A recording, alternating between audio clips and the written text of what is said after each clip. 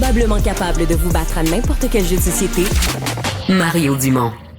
Tout en débattant des enjeux de société. Ben, c'est rentrée parlementaire à Québec. Disons que le ton est assez particulier. C'est pas la première fois qu'on dit ça, une rentrée sur fond d'incertitude, mais je vais vous dire, avec ce qu'on nous annonce pour samedi du côté des États-Unis et de Trump, l'incertitude, elle est là. Monsef Déragi, leader parlementaire de l'opposition officielle, de l'opposition libérale, est avec nous. Monsieur Déragi, bonjour. Bonjour, Monsieur Dumont. Est-ce que dans cette atmosphère d'incertitude, l'opposition est prête à collaborer avec le gouvernement pour faire avancer des dossiers urgents ou des mesures urgentes qui seraient à prendre? Ben, nous sommes prêts plutôt à contrôler l'action gouvernementale, c'est notre rôle, et de bien le faire parce que contrairement aux autres crises que le Québec a vécues depuis l'élection de Monsieur Legault, cette crise qui se dessine pour les prochains jours, il était quand même prévisible. On voyait venir Trump, on voyait venir les menaces tarifaires, et nous, ça fait longtemps qu'on demande à Monsieur Legault de penser aussi au territoire canadien, d'éliminer les barrières à l'exportation et au commerce interprovincial. Donc, nous sommes prêts à talonner le gouvernement, à l'aider à proposer des solutions qui vont bénéficier à la fois à nos entreprises, mais surtout à nos travailleurs, parce que vous le savez, le risque il est énorme aussi pour l'ensemble des travailleurs. Hmm. Est-ce que dans cette session, puis là, je prends pour acquis, mettons que Trump va de l'avant le samedi, donc dans 4 jours. On voit ce matin à la une du Globe and Mail que le fédéral a un plan d'urgence, puis là, on fait des parallèles avec la PCU puis les grandes mesures d'aide. Est-ce que vous voulez voir ça à Québec? Est-ce qu'il faut revenir dans votre esprit à des mesures dans l'esprit, pas nécessairement identiques, mais dans l'esprit ou semblables à ce qu'on a connu pour la crise COVID? Bon, si on recule juste avec la sortie d'hier de plusieurs patrons qui représentent plusieurs secteurs d'activité. Monsieur Dumont, nous avons perdu une année, surtout l'année dernière, en matière énergétique. Le nerf de la guerre, c'est l'énergie. Aujourd'hui, Monsieur Legault demande un plan de 150 milliards de dollars. Et on ne sait pas comment il va le financer. Mais il ne veut pas augmenter les tarifs résidentiels de 3%.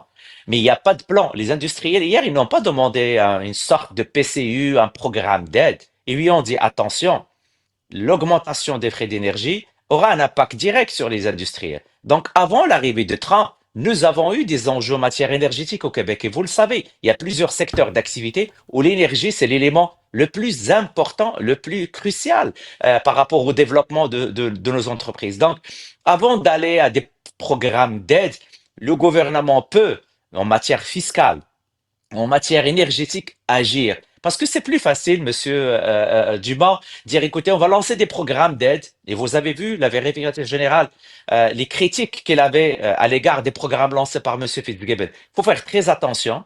Les industriels n'ont pas demandé des programmes directs, ils ont demandé d'agir en matière de Ils ont demandé fiscalité, en matière l'annulation. d'énergie. Ils ont demandé l'annulation des hausses de tarifs. On sait que le gouvernement voulait protéger le résidentiel, donc a fait supporter la hausse de tarifs par les entreprises. Est-ce que vous appuyez la demande des industriels d'annuler cette hausse de tarifs? Bah, tout est sur la table. C'est une situation de crise, une situation exceptionnelle. On va attendre ce qui va arriver dimanche. Mais ce débat et cet échange aurait dû commencer il y a longtemps. Pas attendre Trump. Les signaux étaient un peu partout. Quand on disait le Québec d'abord, quand on parlait des blocs d'énergie, le débat sur l'énergie, malheureusement, on ne l'a pas eu, Monsieur Dumont. On a perdu une année. On n'a pas échangé avec le gouvernement sur l'avenir de l'énergie. Le projet de loi a été déposé. On a fait les consultations. Et après silence radio, il a été déposé par un ministre qui maintenant, il a démissionné, il a quitté la scène politique. Une nouvelle ministre qui, elle, il a fait les consultations, mais silence radio. On ne peut pas continuer en mode silence en matière énergétique parce que ça a un impact direct sur l'avenir économique du Québec. Le gouvernement s'en vient, semble-t-il, avec un projet sur l'intégration des nouveaux arrivants. On dit qu'il y a le multiculturalisme canadien qui, depuis des décennies, est implanté à l'échelle du Canada. Le Québec veut avoir son propre modèle. Est-ce que vous accueillez ça favorablement? Écoutez, force est de constater que probablement, est-ce que c'est un aveu d'échec que la CAQ n'a pas réussi à intégrer les immigrants?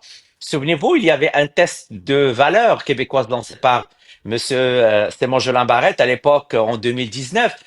Écoutez, nous, le modèle qu'on prend depuis longtemps, c'est le modèle interculturalisme. Oui, pour l'intégration des immigrants, mais c'est un peu bizarre de la part du même ministre il y a même pas quelques mois, il a coupé dans des classes de francisation et il a rendu la vie très dure à ceux et celles qui veulent poursuivre des cours de français. Hmm. Une des choses qui risque de marquer la session, c'est que le gouvernement serre la vis en fin d'année pour que les ministères respectent leur budget. Ça a des impacts là, en éducation, en santé. Ça nous arrive dans l'actualité, là, ici et là. Le Parti libéral, en même temps, veut redevenir le parti champion des finances publiques. Alors, comment vous allez gérer ça? Est-ce qu'en Chambre, vous allez... Parce que, tu sais, c'est toujours difficile de poser des questions en commençant en disant le déficit est trop gros, puis après ça, poser des questions pour dire, ben là, il faudrait dépenser plus en santé, dépenser plus en éducation, dépenser plus en culture. Comment le Parti libéral va se conduire champion des finances publiques ou bien critique des problèmes de dépenses? On peut faire les deux, monsieur Ah Dumont. oui? Écoutez, écoutez, vous êtes un expert en la matière. Premièrement, ce déficit, c'est qui est derrière ce déficit? C'est la mauvaise planification de monsieur Legault. Nous sommes rendus à 14 milliards. Et je ne sais pas maintenant si on sont en train de faire les dernières consultations prébudgétaires. On va le savoir au mois de mars. Mais est-ce que c'est normal que nous avons un ministère de la Santé à 60 milliards et on n'arrive pas à offrir les services? C'est ça que nous, on va marteler. Est-ce normal qu'on a autant de pertes au niveau de ce réseau? Et la solution, et on n'était pas d'accord, est-ce que la solution était Santé Québec, qui aujourd'hui n'arrive pas à livrer les services, que ce soit les listes d'attente en termes de chirurgie, que ce soit l'accès à la première ligne, les problèmes liés aux services sociaux, notamment l'itinérance et les personnes vulnérables. Donc, oui, il y a une partie où les Québécois se posent la question.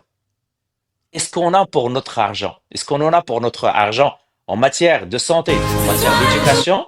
Et aussi, ne pas oublier que oui, il faut contrôler les finances publiques. Ce n'est pas un bar ouvert.